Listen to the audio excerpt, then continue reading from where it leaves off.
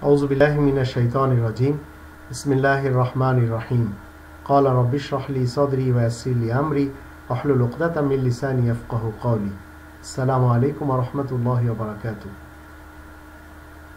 কোরআনের চ্যালেঞ্জ হলো এ যাবৎ মরে কেউ ফেরত আসেনি, আসবেও না। হিন্দু সমাজের যারা 7 জনম বিশ্বাসী তাদের জানতে হবে তাদের এই বিশ্বাস, এই মতবাদ ভ্রান্ত।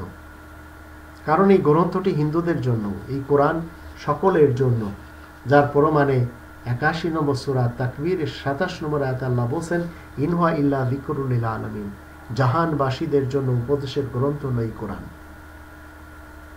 কোরআনের 2 নম্বর সূরা আল বাকারার 28 নম্বর আয়াতে আল্লাহ বলেন, কাইফা তাকফুরুনা বিল্লাহি ওয়া কুনতুম আমওয়াতান ফাআহইয়াকুম সুম্মা ইউমীতুকুম সুম্মা ইউহয়িকুম সুম্মা ইলাইহি তুরজাউন। কেমন করে তোমরা অবিশ্বাস করবে আল্লাহ তাআলাকে?